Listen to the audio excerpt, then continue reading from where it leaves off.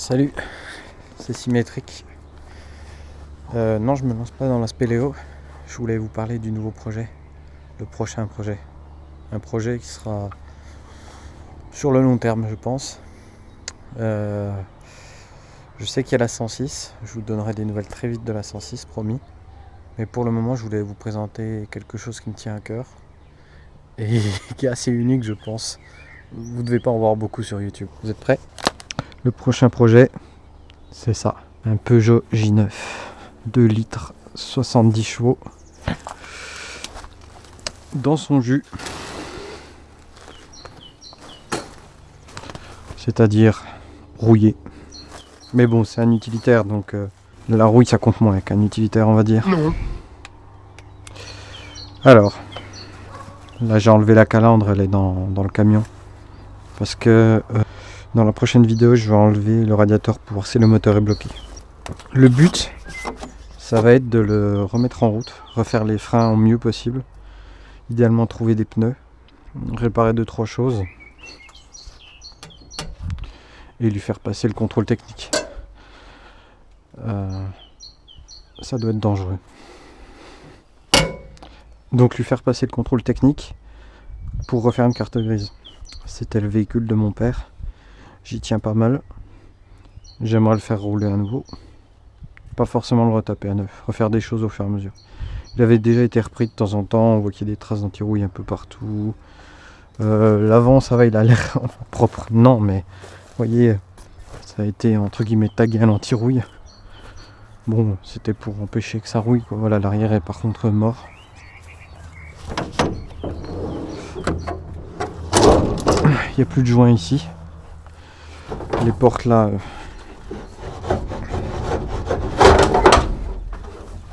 Ouais. Voilà quoi. Bon courage, elles s'ouvriront pas. Ah, quoique j'avais mis de la graisse, est-ce que ça a aidé? Attendez, je vais essayer d'ouvrir les portes juste par curiosité. Je sais qu'elles sont déjà toutes bouffées là. Et qu'à l'époque, il fallait tirer. Ok. Autant dire que c'est prêt de s'ouvrir normalement. Voilà, bon, c'est pas grave.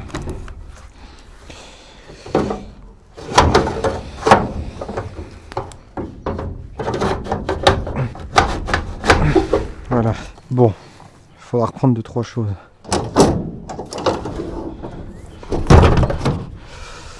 Hop, donc voilà, bon, c'est comme tous les J9 en état de rouille. Pareil, l'intérieur est pas dans le meilleur état du monde, c'est juste de la saleté. Voilà, il y a des endroits où ça rouille. Pareil, là, voici l'intérieur. Donc la particularité du J9, c'est qu'on pose son séant sur le train avant. La calandre d'ailleurs, j'ai un peu de bordel là-dedans. Le rétro il est pété. Bon, l'intérieur est sale, hein, je nettoierai par respect pour le contrôleur. Ça c'est moi qui l'avais enlevé quand je l'avais remorqué. Je sais pas où ça va ça. Bref, peu importe. Le compteur annonce 108 669 km. L'aiguille a vécu. Mais bon, il a 6 chiffres le compteur. Comme beaucoup de compteurs en fait, je sais pas pourquoi je dis ça. Mais je pense qu'il en a plus. Alors soit il marche plus, soit il a fait 1 million. Parce qu'il a été à beaucoup d'endroits. Il a fait beaucoup de routes en Europe. Bon, il y a un petit peu de jeu dans la direction. Enfin, dans le volant, c'est pas vraiment en direction. C'est très léger, franchement. Mais les roues tournent nickel, il n'y a pas de souci. Le moteur. On peut voir que les bougies sont déconnectées. D'ailleurs, elles sont là. Hop. Vous verrez sur TikTok, j'ai dû faire cet outil là. D'ailleurs, sur TikTok, il n'était pas tout à fait fini. Alors, de nouveau, je le dis pour ceux qui ont vu ma vidéo sur TikTok et qui la voient ici. Je sais que ces outils là s'achètent. J'ai juste les matériaux. J'ai une douille qui me sert plus à rien. Je ne vais pas m'embêter à acheter. Je préfère apprendre à fabriquer quelque chose, m'améliorer. Voilà, avoir des techniques, ça me dépanne et j'ai pas envie d'acheter inutilement. Les gens qui critiquent à ce sujet, bon voilà. Pareil, j'ai eu un commentaire d'un mec qui me disait une astuce d'outil avec un poste à souder. C'est bon, un poste à souder à l'arc, c'est 40 balles. Si tu comptes retaper un truc sans poste à souder, allez, bon courage. Bref, donc du coup, voilà, j'ai... Hop. J'ai donc retiré toutes les bougies grâce à cet outil. Pourquoi? En fait, oui, parce que je me suis pas expliqué.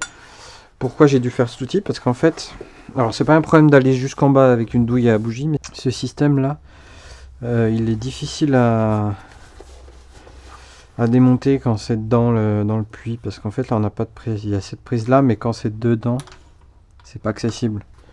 Et j'ai pas d'outil, peut-être même avec une pince, mais bon, ouais, non, ça l'aurait pas fait. Donc j'ai pas d'outil, puis avec une rallonge sur une clé à cliquer par exemple, bah, là c'est plein le tube, donc on peut pas passer avec un tube plein ici. Donc du coup j'ai fait ça, j'ai pris, vous voyez, hop, la douille, je l'ai coupée, et voilà, ça permet de passer là-dedans et de venir visser et dévisser. Donc ça c'est fait, hop. C'est ouais, un peu capricieux. Donc j'ai enlevé ça. J'ai défait. D'ailleurs ça je vais le remettre pour protéger. Hein. Ça sert à rien de... Voilà. De laisser à l'air libre inutilement. Alors le moteur il n'a pas tourné depuis je dirais 15-16 ans. Il n'a pas été stocké correctement malheureusement. Bon, le J9 il était dehors. Mais c'est surtout qu'il aurait dû être rempli d'huile quoi. Ce qui est dommage d'ailleurs parce qu'il y a un bidon d'huile juste là. Pas forcément de l'autre qualité, on s'en fiche, mais remplir les pistons d'huile pour empêcher que ça rouille. Donc je sais pas s'il est bloqué. Bon, il y avait le capot hein, que vous voyez là-bas, là il y a un capot, je sais pas si oui. Hop, ça c'est le capot qu'on vient mettre ici. Donc ça le protégeait, mais il n'est pas... Oui. Enfin, vous voyez, quand vous voyez ce genre de choses. Mais il aurait dû être stocké avec de l'huile dans les pistons, ça n'a pas été le cas. En fait, le but à l'époque, on s'était dit on va le ranger, le mettre et on va le redémarrer de temps en temps. Bon, ça n'a pas été fait, c'est comme ça, la vie arrive, hein, il y a des choses qui arrivent. Donc j'ai enlevé les bougies. J'ai mis de la WD-40 que j'ai en bidon dans chacun des puits pour laisser voilà, dégripper tout ça. Dans les prochaines vidéos, en fait, je vais démonter le radiateur, faire une purge de liquide de refroidissement, essayer de tourner le moteur, voir s'il est bloqué ou pas. J'espère qu'il n'est pas bloqué. Là, ce sera beaucoup plus compliqué s'il est bloqué. En fait, mon but, c'est au moins pour le démarrer, passer le contrôle technique, pas forcément l'avoir, au moins les 3 mois, vous voyez, pour faire la carte grise. Et après, une fois que j'ai la carte grise, bon, bah là, enfin, le moteur, s'il est serré, je vais pas me prendre la tête, il dégage, quoi. Hein. Je vais pas mentir que je vais pas m'embêter, j'y connais trop rien sur ces moteurs-là. Enfin, c'est même pas une question d'y connaître, je pourrais le refaire, mais je me dis que ce serait sympa de swapper le moteur. Puis après, au fur et à mesure, bah, je referai les points de rouille, les choses comme ça. Je reprendrai, je m'amuserai à m'entraîner à souder là-dessus quoi. Il a pas mal de défauts mais voilà. Donc c'est le projet, c'est pas un projet qui sera tous les jours quoi. Je vais faire des trucs hors caméra, je vous ferai des bilans je pense. Mais voilà. Donc en gros, 2 litres essence, faut de l'additif si je dis pas de bêtises, carburateur. Voilà. Je le mets ouvert enfin. Vous avez compris, je mets le starter comme ça protège l'entrée mais normalement c'est fermé, hein, vous inquiétez pas. Le faisceau électrique est bon. Il y a juste les ampoules à changer, des choses comme ça. Je sais qu'il est bon parce que je l'ai déjà testé. Je pense que le démarreur est bloqué. Puis de toute façon, quand je vais le faire tourner, faut que je contrôle. Enfin, il y a de l'huile, hein, j'ai contrôlé d'ailleurs. Hop, c'est ici. Le niveau d'huile. Voilà. Donc il y a de l'huile. Bon, elle est noire, mais il y en a. Donc au moins, ça c'était bien ces anciens trucs insolides. Hein. Au moins il y en a. Est-ce que je sais viser? Non, parce que là j'essaie de le foutre dans le démarreur, le bordel. Voilà. Hop. Donc il y a de l'huile. J'ai trouvé que le niveau de liquide de refroidissement était bien bas. Maintenant, ça a pu s'évaporer avec le temps. Et quand je crois que quand j'ouvre cette vis de purge... Ouais. Non, en fait, je crois qu'il n'y en a plus beaucoup. Bon. Je perds pas. Bon, faudra que je vois ça. De toute façon, comme je vais le démonter, c'est pas un problème. Mais j'espère pas qu'il y ait une fuite de malade, quoi. Peut-être des durites je vois qu'elles ont un peu...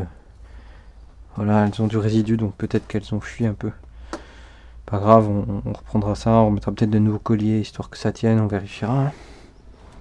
J'espère que l'alternateur marche aussi. Ce qui me fait marrer, c'est le côté un peu rustique de ce genre de moteur qui les rend ultra solides en fait. Hein. Genre là, voilà le collecteur. Le collecteur c'est échappement, ça descend, ça part dehors, hop, c'est réglé. Il n'y a pas de cata, c'est sûr que là, on s'embête pas avec des catas. Voilà, l'alternateur est là. Alors ce qui est marrant sur ces moteurs, c'est que c'est à la fois accessible et inaccessible. On voit les choses, mais ça doit être galère quand même d'atteindre, je pense. Parce que c'est quand même compacté. Pareil, les fusibles à l'ancienne, on dirait.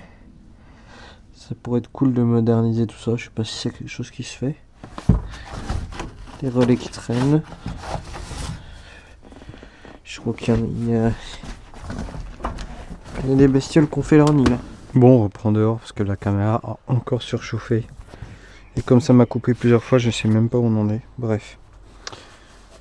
De toute façon, c'est juste un épisode de présentation. Vous voyez là, on a le filtre avec un système d'huilage, je crois. Enfin, où c'est un filtre comme sur les tracteurs, il faut qu'il y ait de l'huile, je crois, pour séparer la poussière. Enfin bref, je suis pas sûr. Je dis ça, mais ça se trouve, je dois me tromper. Mais là, il parle de nettoyer, de retirer l'huile, nettoyer de l'essence. Donc, je ne saurais pas dire. Hop, lui, qu'est-ce qu'il dit? Hop. Il est complètement sec. Voilà. Je sais pas si vous voyez bien, mais il est sec de chez sec. Bref, de toute façon, comme il est sec, il n'y aura pas grand chose à vidanger. On l'a vu avec la vis de purge. Alors, je sais pas d'où vient la fuite. Je pense que ça vient d'une durite, très honnêtement, parce que le radiateur, il m'a pas l'air en trop mauvais état. Ouais. Il a 18 ans. Et je crois qu'il avait été changé quand on s'était pris un sanglier avec le bordel. Donc, de toute façon, si je swap un jour, j'enlève tout ça. Hein. Tac. Pareil ici, un autre, ça c'est pour le chauffage. Le radiateur de chauffage, le klaxon. Et ça, le kit de frein. Bref. On a largement la place pour un gros radiateur, voire un intercooleur. Voilà, un échangeur si vous voulez. Alors ce qui est rigolo, c'est que, alors c'est pas con, on visse le négatif de la batterie là, après la carrosserie. Et là il y a un autre câble qui passe. Donc en fait ça prend son liche la carrosserie. Et ça redescend je ne sais où, mais c'est pas bête en fait. Voilà. Il y aura de quoi faire. Bon vieux J9. Donc voilà. Bon, il est cabossé, il est rouillé. Mais comme c'est un utilitaire, c'est pas un gros problème en fait. Je sais pas si vous m'entendez, je parle pas très fort. Et je sais pas ce que vaut le micro de cette caméra. Bon. C'est rouillé, mais comme c'est purement des traverses.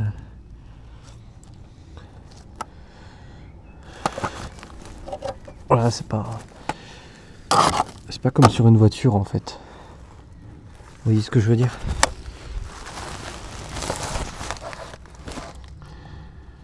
L'avantage c'est que c'est assez haut par rapport au sol. Donc mon père il avait repris des trucs dessus, il l'a refait. Ce qui m'inquiète c'est plus le train avant là. J'espère qu'ils feront pas chier au contrôle technique avec ça.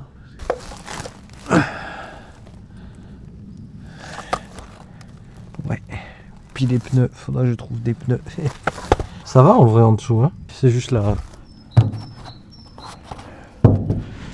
carrosserie qui se barre un peu, mais ça se refait.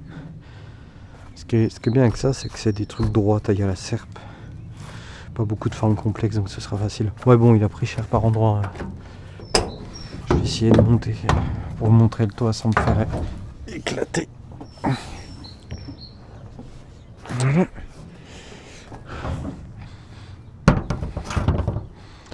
Donc le toit, ouais, il est cabossé de partout. Hein.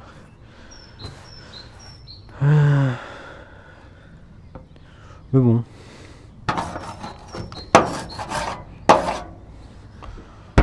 On redressera ça au mieux.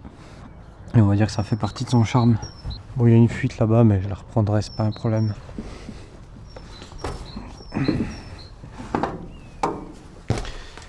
Hop. Franchement, il y a moyen de s'amuser avec ça.